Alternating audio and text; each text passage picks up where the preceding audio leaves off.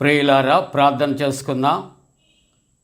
పరిశుద్ధుడా, పరలోకపు తండ్రి, మండల కాలము నైనా 2వ దినము ఇటు రీతిగా మేము కలిసి ఈ మండల కాల ధ్యానాలు చేయటానికి మీరు ఇచ్చిన కృప కొరకై స్తోత్రాలు చెల్లిస్తూ ఉన్నా. ప్రభువా, నీ సన్నిధి నిత్యము కోరుకుంటున్నా. ఈ మండల కాల ధ్యాన కూడికలు 40 దినాలు నాయనా నీ బిడ్డల చేత నా ప్రభువా, నాయనా ఇదిగో తండ్రి, మంచి సహవాసముగా చేరి ఆరాధించిన గణపరచునట్లు కృప చేయమని యేసు నామమున వేడుకొనుచున్నాము తండ్రి. ఆమేన్. ప్రియులారా, 179వ కీర్తన నాయన్న రాగదే. ఓ యేసు తండ్రి కీర్తన ద్వారా ఆరాధన కార్యక్రమంలో ప్రవేశిద్దాం. నాయన్న రాగదే ఓ యేసు తండ్రి, నాయన్న రాగదే. నా ప్రాణధనమా, నా పట్టు కొమ్మ, నా ముద్దు మూట, నా ముక్తి బాట, నాయన్న రాగదే. నాయన్న సిలువలోని వాయాస పడిన నాటి, నీ అంగ్రియుగము నిప్పుడు నాయాస తీరా చూతూ, నాయన్న రాగదే. ఓ యేసు తండ్రి, నాయన్న రాగదే. ఒక తోటలో పాట నాడు నీవు పడినా, సకల భ్రమలి చోట నికటమయ్యున్నట్లుగా, నిట్టూర్పులతో దలంతో నకట నారాతి గుండె సకలం వైపోవునట్లు, నాయన్న రాగదే. ఓ యేసు తండ్రి, నాయన్న రాగదే. పరమాశ్చర్యముగాదా ఈలాటి ప్రేమ,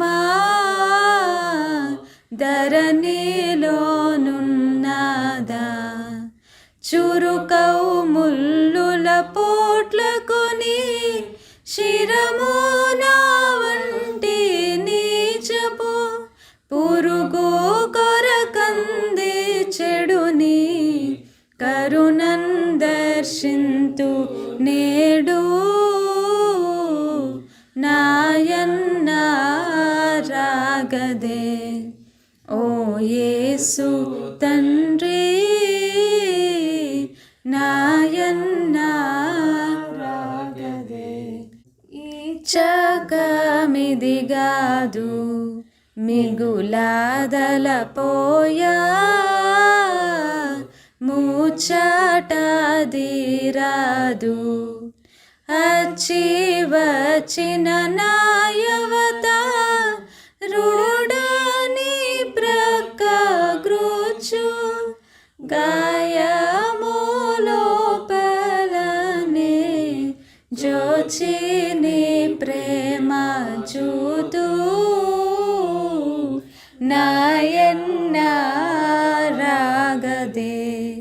ఓ యేసు తండ్రి, నాయన్న రాగదే. తల వంచి సిగ్గునా నే చేయు నేరా, ములనెంతు నాలోన పలుమారు నీ గాయముల గిలికి నీ శ్రమ పరచునా, కల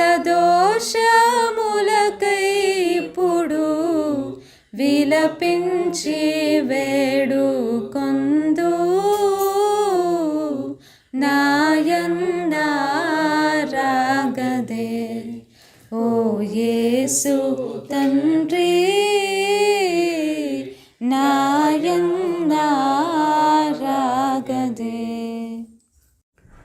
తండ్రి యొక్కయు కుమారుని యొక్కయు పరిశుద్ధాత్మ యొక్కయు నామమున ఆమేన్.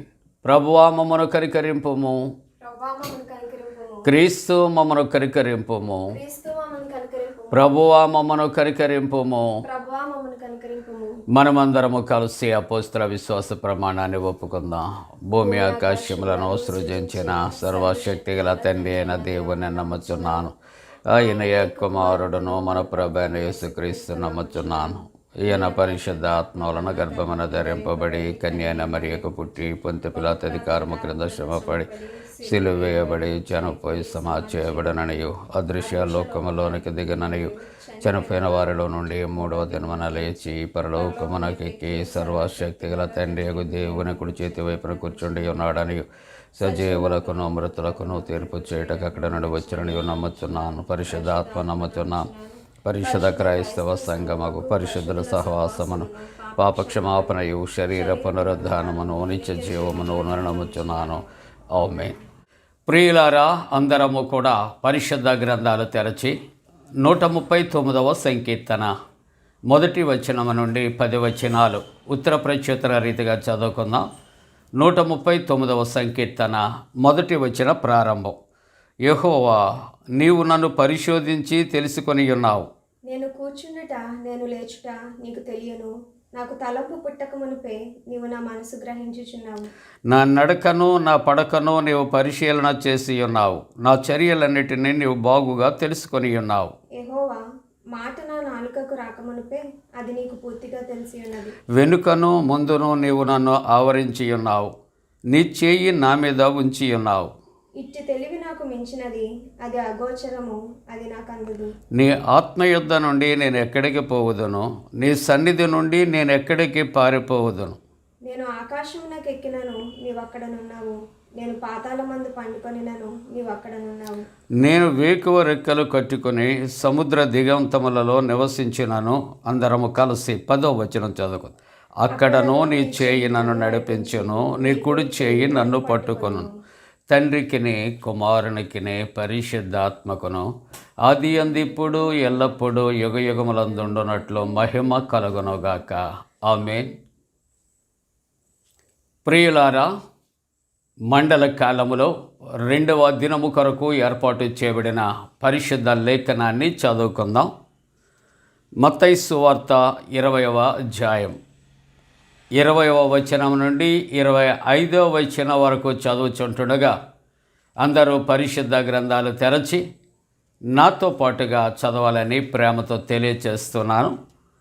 మత్తయి సువార్త 20వ అధ్యాయము 20వ వచన ప్రారంభం. అప్పుడు జబదయి కుమారుల తల్లి తన కుమారులతో ఆయన ఎదుకు వచ్చి నమస్కారము చేసి ఒక మనవి చేయగా, నీవేమి కోరుచున్నావని ఆయనను అడిగాను. అందుకామె, నీ రాజ్యమందు ఈ నా 2 కుమారులలో ఒకడు నీ కుడివైపునను ఒకడు నీ ఎడమ వైపునను కూర్చుండ సెలవిమ్మని ఆయనతో అన్నాను. అందుకు యేసు, మీరేమి అడుగుచున్నారో అది మీకు తెలియదు. నేను త్రాగబోవు గిన్నెలోనిది మీరు త్రాగగలరా అని అడుగగా వారు త్రాగగలమనిరి. ఆయన, మీరు నా గిన్నెలోనిది త్రాగుదురు గాని నా కుడి వైపునను నా ఎడమ వైపునను కూర్చుండనిచ్చుట నా వశ్యములో లేదు. నా తండ్రి చేత ఎవరికి సిద్ధపరచబడినో వారికే అది దొరుకునని చెప్పాను. తక్కిన 10 మంది శిష్యులు ఈ మాట విని ఆ 2 సహోదరుల మీద కోపపడిరి. ప్రార్థన చేసుకుందాం. మహోన్నతుడా, నీకే స్తోత్రాలు. దేవా, ఇదిగో మండల కాలములో 2వ దినము నాయన వాక్య ధ్యానము కొరకు మీరు ఇచ్చిన లేఖన భాగాన్ని బట్టి స్తోత్రాలు. ప్రభువా, నీ వాక్యాన్ని తండ్రి మేమందరము కలిసి ధ్యానము చేయుచుంటుండగా నీ సేవకుని మరుగుపరిచి మా అందరితో మీరు మాట్లాడండి. యేసు ప్రభువారి పరిశుద్ధ నామమున వేడుకొనుచున్నాము తండ్రి. ఆమేన్. ప్రియమైన వారలారా, మరి యొక్క ప్రాతకాల సమయం మండల కాలములో 2వ దినము వాక్య ధ్యానాన్ని చేస్తూ ఉన్నాం.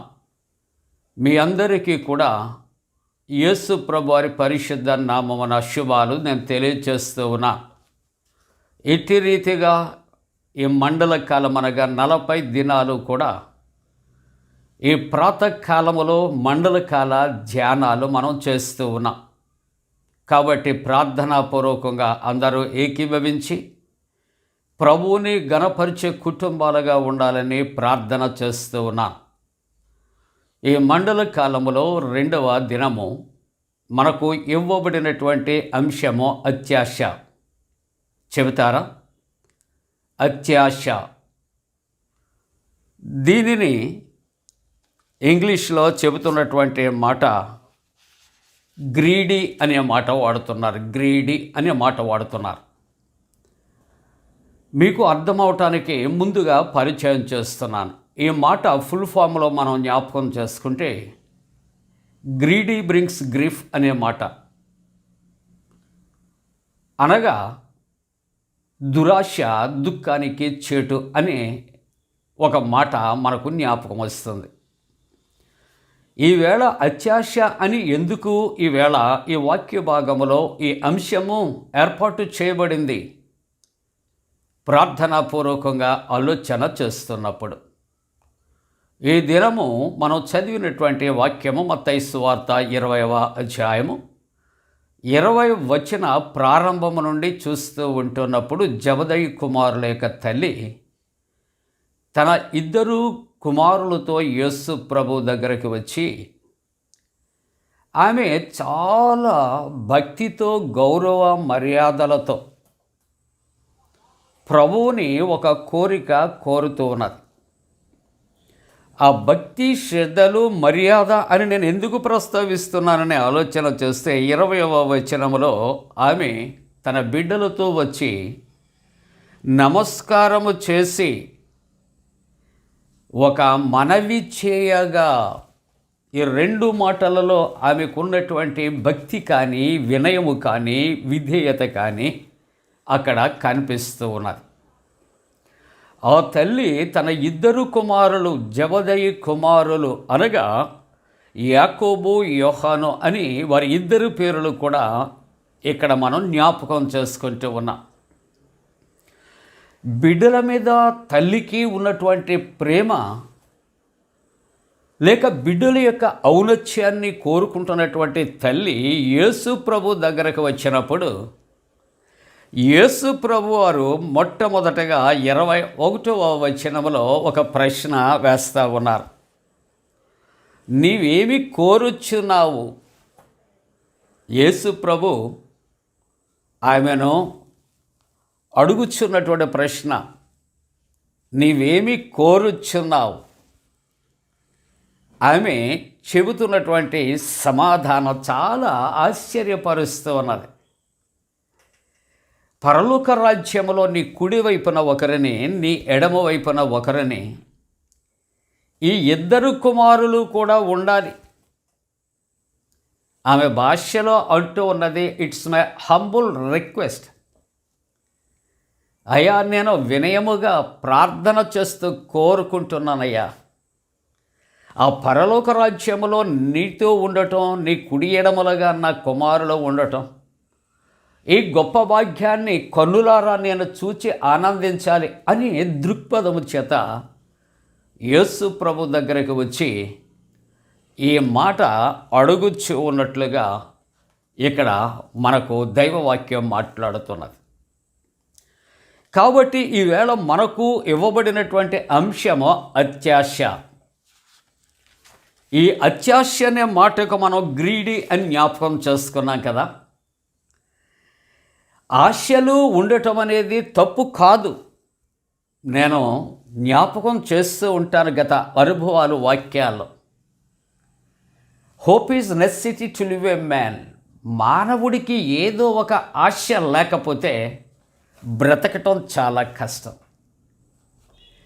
కానీ ఆ ఆశలు ఎంతవరకు ఉండాలి అంటే అది దేవుడు మెచ్చేవిగా ఉండాలి తప్ప ఈ ఆశ లేక కోరిక అన్నది అవి కళ్ళాలు లేనటువంటి గుర్రాల వలె మాత్రం ఉండకూడదని జ్ఞాపకం చేస్తూ ఉన్నా.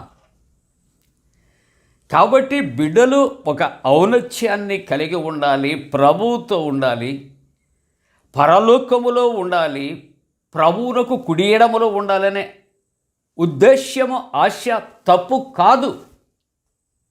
కానీ ఆమె కోరినటువంటి ఆశ ఎందుకు అత్యాశ అవుతుంది అని వాక్యాన్ని ఈవేళ మనం కలిసి ధ్యానం చేస్తూ ఉన్నాం ప్రియుల.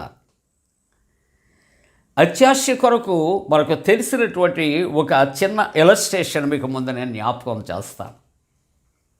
ఒక రాజుగారు దగ్గరికి ఒక వ్యక్తి వచ్చి అన్నాడట, మహారాజా మీరు చాలా దాన ధర్మాలు చేస్తారట కదా, నాకు కూడా ఒక కోరిక ఉంది, నీ రాజ్యములో నాకు కొంత భాగము కావాలి, నన్ను ఏం చేయమంటారో చెప్పండి అని అడిగినప్పుడు ఆ రాజు అన్నాడట, నీవు ఇదిగో ఈ స్థలములో నుండి నీవు బయలుదేరి సాయంకాలం అయ్యేటప్పటికి నువ్వు ఎంత దూరము ప్రయాణం చేస్తావు, పరుగెత్తుతావో అంత స్థలము కూడా నీకు ఇచ్చేస్తాను అని తను చెప్పినప్పుడు ఇతనులో ఆశ కాదు, ఆశలు పెరిగి అత్యాశ అయిపోయింది.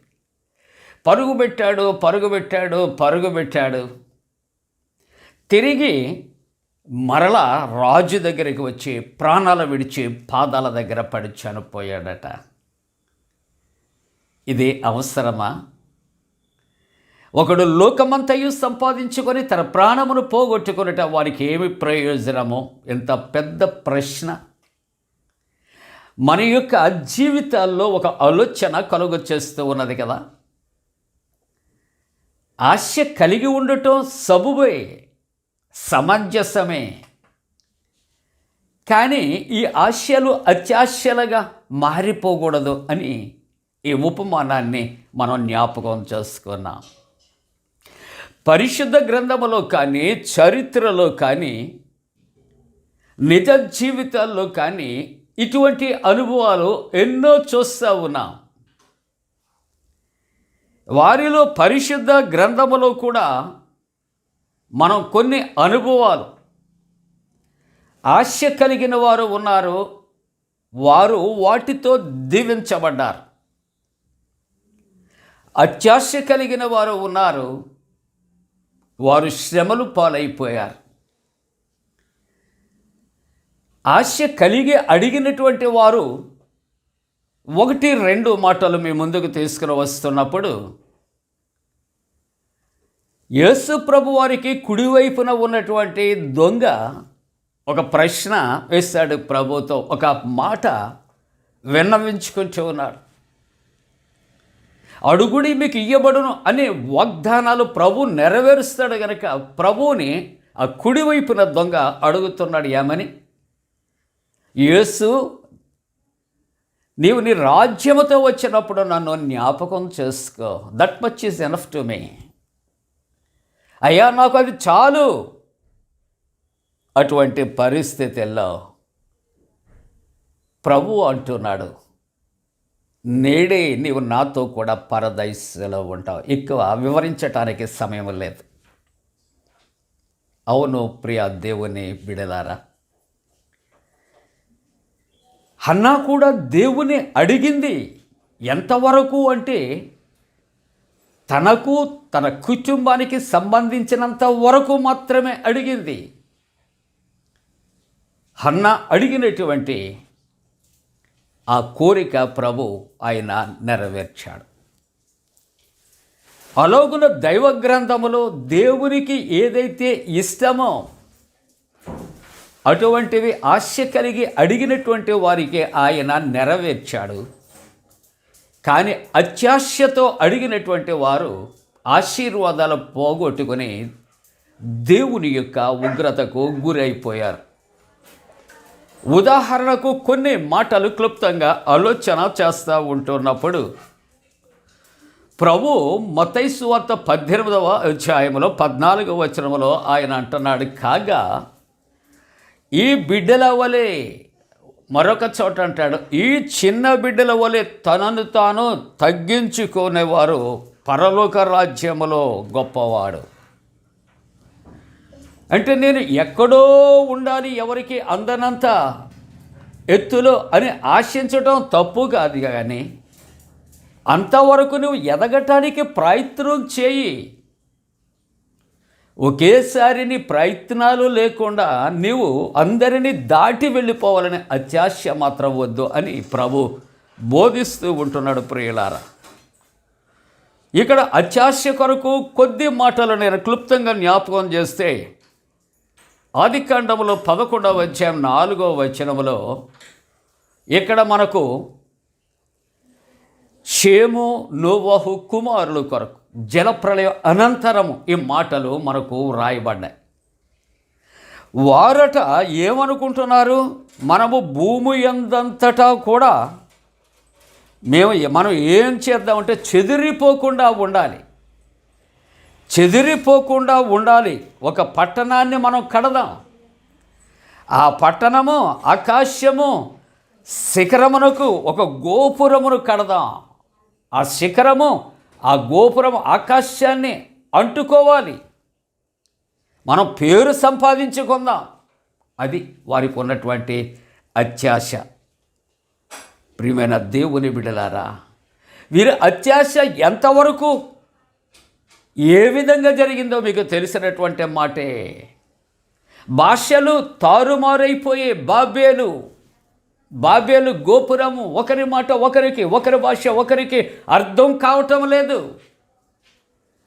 అటువంటి పరిస్థితుల్లో వారి యొక్క ఉద్దేశ్యాలు అక్కడ తారుమారైపోయి వారి అత్యాశ నిరాశగా మిగిలిపోయినట్లుగా మనం చూస్తున్నాం. సంఖ్యాకాండము 12వ అధ్యాయం 2వ వచనములో చూస్తూ ఉంటూ ఉన్నప్పుడు వారు మోషే చేత మాత్రమే ఈ మాటలు పలికించారు. దైవ గ్రంథంలో వ్రాయబడ్డాయి, మీరు తర్వాత చదవండి. ఇక్కడ వారి సోదరి అయినటువంటి మిరియాము అంటుంది, ఆయన మా చేత ఈ మాటలు పలికింపలేదా? అంటే తన దృష్టిలో మాకన్నా మోషే గొప్పవాడా, మోషే కన్నా మేము తక్కువ వారమా అని చెప్పుకొనగా యెహోవా మాటలు ఆలకించి 12వ అధ్యాయం 10వ వచనంలో ఆయన అంటున్నాడు, మిరియాము మీదకి వచ్చినటువంటి తీవ్రత ఏంటో తెలుసా? మిరియాము హిమము వంటి తెల్లని కుష్ఠుదాయను. అక్కడ తన సోదరునికి దేవుడు ఆధిక్యత ఇచ్చాడు, దానిని విడిచి చూడలేక అత్యాశతో అతనికైనా మాకు కాదా అనే దురుద్దేశం, అత్యాశలు అక్కడ కనిపిస్తే ఆమె అక్కడ దేవుని యొక్క ఉగ్రతకు గురి అయి తన శరీరం అంతా హేమము వంటి కుష్టితో నింపబడింది. మానవ జీవితాల్లో దేవునికి అయిష్టమైన అత్యాశ ఎంత ప్రమాదకరమైనదో ఆలోచన చేస్తున్నారా? మత్తయి సువార్త 14వ అధ్యాయం 6వ వచనములో అక్కడ హేరోది యొక్క జన్మదినము మరి జరుగుతూ ఉంటున్నప్పుడు అక్కడ హేరోదియ కుమార్తెట చాలా చక్కగా నాట్యం చేస్తే రాజు మెచ్చి నీకేం కావాలి కోరుకోమన్నప్పుడు వెళ్ళి తల్లిని అడిగి వచ్చి, ఇదిగో ప్రవక్త అయినటువంటి యోహాను యొక్క తల పళ్ళెములో పెట్టి మాకు బహుమతిగా ఇవ్వాలనే ఉద్దేశంతో అక్కడ అడిగినట్లుగా దైవ గ్రంథములో వ్రాయబడుచు ఉన్నది. ప్రియులారా, రాజుల 2వ గ్రంథములో 5వ అధ్యాయములో 22వ వచనములో అక్కడ నయమాను యొక్క కుష్టి వ్యాధి ఎలీషా ప్రవక్త చెప్పినట్లుగా షామ్రోన్లో అక్కడ స్వస్థత జరిగినప్పుడు అతడు తీసుకుని వచ్చినటువంటి కట్న కానుకలు తాను తీసుకొనకుండా చాలా స్మూత్గా రిఫ్యూజ్ చేశాడు. కానీ గెహజీలో అత్యాశ కలిగిందట. కలిగి ఇక్కడ అతను అంటున్నాడు, నా యజమానుడు నా చేత వర్తమానము పంపి ప్రవక్తల శిష్యులు 2 ఇక్కడికి వచ్చాను, కాబట్టి వారి కొరకు కావాలి అని చెప్పి ఏం చేశారట, 2 మణుగుల వెండి 2 దుస్తుల బట్టలు దయచేయమని సెలవిచ్చాడు. వారు ఇచ్చారు, తెచ్చారు, వారు దాచుకున్నారు. అప్పుడు ఎలీషా ప్రవక్త అంటున్నటువంటి మాటలు, ఇవన్నీ సంపాదించుకోవటానికి ఇది సమయమా? గెహజీని గద్దించి అంటున్నాడు, నయమాని ఏదైతే విడిచిపెట్టాడో ఆ కుష్టి నీకు నీ సంతతికి సర్వకాలము అంటుతూ ఉన్నది. దేని కొరకు ఈ యొక్క భయంకరమైన శాపం వచ్చిందో తెలుసుకుంటున్నారా? అత్యాశ. నాబోతు ద్రాక్ష తోట విషయాల్లో ఆలోచన చేస్తున్నప్పుడు అహబు యెజెబెలు భర్త యొక్క దురాశను అక్కడ సపోర్ట్ చేస్తూ ఆ యొక్క ద్రాక్ష తోట యజమానులు కుమారుడు వారు వచ్చినప్పుడు వారిని చంపించి ద్రాక్ష తోటలు సొంతం చేసుకున్నారు. కానీ ఇక్కడ అతని యొక్క రక్తము కుక్కలు ఎక్కడ నాకినవో వీరి ఇద్దరి రక్తము కుక్కలు నాకే కారణం అత్యాశ, గ్రీడి అనే మాట నేను వాక్యము ద్వారా జ్ఞాపకం చేస్తూ ఉన్నాను ప్రియులారా. లూకా సువార్త 15వ అధ్యాయం 12వ వచనంలో చదువుతున్నప్పుడు అక్కడ 2 కుమారులు ఉన్నారు. ఒక తండ్రికి చిన్న కుమారుడు వచ్చి అడుగుతున్నాడు, ఆస్తిలో నాకు వచ్చే భాగము ఇమ్మని తన తండ్రిని అడిగినట్లుగా చూస్తూ ఉన్నా. ఇక్కడ చిన్న కుమారుడు కానీ, లేక అహబు యెజెబెలు కానీ, లేకుంటే మిరియాము కానీ, లేకుంటే ఇక్కడ ఉన్నటువంటి షేతు వారి సంతానము కానీ, నోవహు సంతానము కానీ, ఏదైతే కోరుకోకూడదో, దేని మీద ఆశ కలిగి ఉండకూడదో, ఏదైతే అడగకూడదో వాటి మీద అత్యాశ కలిగి వారు అడిగి చేశారు. కాబట్టి వారందరూ కూడా దేవుని యొక్క ఉగ్రతకు వారు గురి అయిపోయారనే మాటలు నేను జ్ఞాపకం చేస్తూ ఉన్నాను ప్రియులారా. ప్రియమైన దేవుని బిడ్డలారా, ప్రభువుకి ఇష్టమైనవి అడుగుదాం. తల్లి అడిగినది ఈ సందర్భంలో అత్యాశ అని చెప్పాలి, వాక్యం చెబుతుంది. అయితే బిడ్డలు యేసు ప్రభువుతో పరలోక రాజ్యములో ప్రభు ప్రక్కన ఉండుట తప్పు కాదు. కానీ తల్లి కానీ తండ్రి కానీ బిడ్డలను ఏం చేయాలంటే పరలోక రాజ్యములో ప్రవేశించడానికి ప్రిపేర్ చేయాలి.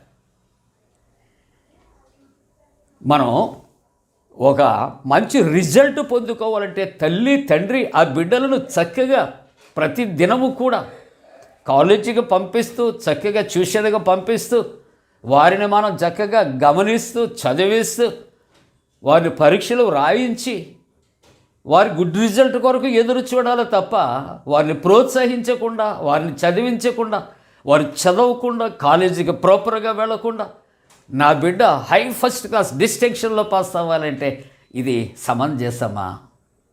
కాబట్టి పరలోక రాజ్యములో ఆ బిడ్డలే కాదు, మన బిడ్డలే కాదు, మనమే కాదు, ఉండాలి అంటే పరలోక రాజ్యములో ప్రవేశించే అర్హత భూలోకములో ఉంటుండగా ప్రభు పాదాలు ఆశ్రయించి వాటిని సంపాదించుకోవాలి. కొన్ని మాటలను జ్ఞాపకం చేసి ముగించడానికి ఇష్టపడుతున్నాను. పేతురు రాసిన మొదటి పత్రిక 2వ అధ్యాయం 21వ వచనంలో ఇక్కడ మీరు తన అడుగుజాడలు యందు నడుచుకున్నట్లు మీకు మాదిరిగా ఉంచారు. పరలోక రాజ్యములో ప్రవేశించాలంటే 1, 2, 3, 100, 1000, 1,00,000 కాదండి. ఎన్ని చెప్పినప్పటికీ ఎన్నెన్నో ఉన్నాయి. మచ్చుకి కొన్ని మాటలు మనం జ్ఞాపకం చేసుకుంటే ఇక్కడ దేవుని యొక్క వాక్యం ఉంటుంది, మనము తన అడుగుజాడలలో నడుచుకున్నట్లు ప్రభు ఆయన మాదిరి ఉంచాడు. కాబట్టి మనం క్రీస్తుని పోలి నడుచుకోవాలి. ఆయన ఉంచినటువంటి మాదిరిని అనుసరించాలి, అనుభవించాలి, ఆనందించాలి, అట్టి రీతిగా చేయాలి. అప్పుడు పరలోక రాజ్యంలో ఉంటాము తప్ప నో రికమెండేషన్. ప్రభువుకి అందరూ సమానమే. అవును ప్రియులారా, కొరింథీ మొదటి పత్రిక 1వ అధ్యాయం 26వ వచనములో సహోదరులారా మిమ్మల్ని పిలిచిన పిలుపు మీరు చూడండి. ప్రభు ప్రతి వారిని పిలిచారు ప్రియులారా. ఆశీర్వాదాలకు వారసులవటానికే మనం పిలువబడ్డామట, శపించబడటానికి కాదు. మూడవ మాట ఫిలిప్పీ పత్రిక 1:28 క్రీస్తు సువార్తకు తగినట్లుగా ప్రవర్తించు. దేవుని యొక్క సువార్తకు తగినట్లుగా బోధించేది ఒకటి, మనం జీవించేది ఒకటి కాకూడదు. సువార్త ఏది బోధిస్తుంది, సువార్త మనము ఏది బోధిస్తున్నా, బోధించే ప్రకారం కూడా మనము కూడా జీవించినప్పుడు పరలోక రాజ్యములో ఉంటామని దేవుని యొక్క వాక్యం. అవును ప్రియ దేవుని బిడ్డలారా, దేవుని యొక్క రాజ్యములో మనం ప్రవేశించటానికి మత్తయి సువార్త 25వ ఒక ఉదాహరణ ఆయన ఇచ్చాడు. నా తండ్రి చేత ఆశీర్వదించబడిన వారులారా, లోకము పుట్టినది మొదలుకొని మీ కొరకు సిద్ధపరచబడిన పరలోక రాజ్యము స్వతంత్రించుకొనండి. ఎవరైతే ప్రభు చిత్త ప్రకారం చేస్తామో అందరికీ యూనివర్సల్ ఇన్విటేషన్ ఉంది ప్రియులారా. అందరికీ పరలోక రాజ్యం ఉంది. రికమెండేషన్ ఉన్నవారికే కాదు, గొప్పవారికే కాదు, ధనికులకే కాదు, అందరికీ దేవుడు పరలోక రాజ్యాన్ని అనుగ్రహించడానికి ఇష్టపడుతూ ఉన్నాడు. కాబట్టి ఇక్కడ జబదయి కుమారుల యొక్క తల్లితో మొదట అంటున్నాడు, నేను నీవేమి కోరుచున్నావు. రెండవ మాట అంటున్నాడు యేసు ప్రభు, మీరేమి అడుగుచున్నారో అది మీకు తెలియదు. నా కుడివైపునను నా ఎడమ వైపునను కూర్చుండనిచ్చుట నా వశ్యములో లేదు. నా తండ్రి చేత ఎవరికి సిద్ధపరచబడినో వారికే అది దొరుకును. కాబట్టి పరలోక రాజ్యంలో ప్రవేశించాలి, ప్రభువునకు కుడి ఎడమలుగా ఉండాలి అంటే మనము పరలోక రాజ్యంలో ప్రవేశించే అర్హతలు కొన్ని మనం మాట్లాడుకున్నాం. పరిశుద్ధ గ్రంథములో ఈ యొక్క అర్హతలు అన్నీ వ్రాయబడ్డాయి. అట్టి రీతిగా మనం ప్రవర్తించగలిగితే, జీవించగలిగితే, నడవగలిగితే ప్రభువుతో పరలోక రాజ్యములో ఉంటాం. కాబట్టి మానవ జీవితంలో మనకు ఏదైనా అత్యాశ, మనకు మించినటువంటి అధికమైనటువంటి ఆశలు ఉంటే ఈ మండల కాలంలో వాక్యము ద్వారా పరిశీలన చేసుకొని అత్యాశలు విడిచిపెట్టి అడగవలసినవి దేవుని యొక్క సన్నిధిలో అడిగి పొందుకుంటానికి దేవుడు తన పరిశుద్ధాత్మ కూడిన మనపై మెండుగా కుమ్మరించనుగాక. ఆమేన్. ప్రార్థన చేసుకుందాం. పరిశుద్ధుడా, మండల కాలము 2వ దినము మండలకాల ధ్యాన కూడికలో పాల్గొని ఆరాధిస్తున్న ప్రియులైన కుటుంబాలు దీవించండి. మీ వాక్యాన్ని ఆశీర్వదించండి. నీ సన్నిధి నిత్యము మాతో ఉంచండి. ప్రభువా, అనేక విధాలు అనారోగ్యాలతో ఉన్న వారిని స్వస్థపరచండి. షైనీ అనే బిడ్డ మాట్లాడటానికి కృప చేయండి. నడవలేని బిడ్డలు నడవటానికి కృప చేయండి. ప్రమాదకరమైన పరిస్థితులు, అలాగే నీ ప్రభు మరణశయ్య మీద ఉన్న వారిని లేవనెత్తండి. జన్మదినాలు, వివాహ దినాలు జరుపుకున్న కుటుంబాలు ఆశీర్వదించండి. దినాశీర్వాదాలతో నింపండి. యేసు ప్రభు వారి దివ్య నామమును వేడుకొనుచున్నాము తండ్రి. ఆమేన్. పరలోకమందున్న మా తండ్రి, నీ నామం పరిశుద్ధపరచబడనోగాక, నీ రాజ్యం వచ్చనోగాక, నీ చిత్తం పరలోకమందు నెరవేర్చున్నట్టు భూమి అందు నెరవేరునుగాక. మా ఆయన దినాహారము నేడు మాకు దయచేయము. మా ఎడల అపరాధం చేసిన వారిని క్షమించున్న ప్రకారముల అపరాధము క్షమించము. శోధంలో రిత్యక కీడ నుండి తప్పించము. రాజ్యము, శక్తి, మహిమ నిరంతరం నీవై ఉన్నవి. ఆమేన్. మన పరమ తండ్రి అయిన దేవుని యొక్క ప్రేమయు, ప్రభువైన యేసుక్రీస్తు ప్రభు కృపయు, పరిశుద్ధాత్మ కన్య సహవాసము నాయనా, ఈ యొక్క నాయన మండలకాల ధ్యాన కూడికలో పాల్గొని ఈ ప్రాతకాలం ఆరాధిస్తున్న ప్రతి విశ్వాసికి, కుటుంబానికి తోడుగుండి సంరక్షించి కాపాడునుగాక. ఆమేన్.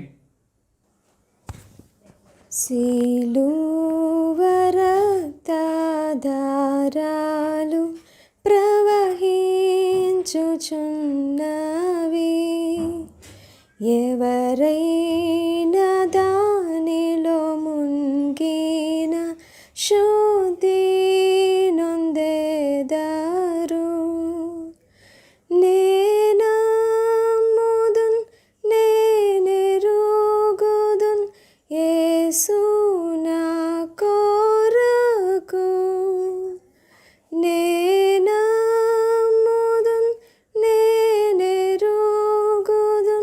యేసు నీ కొరకు.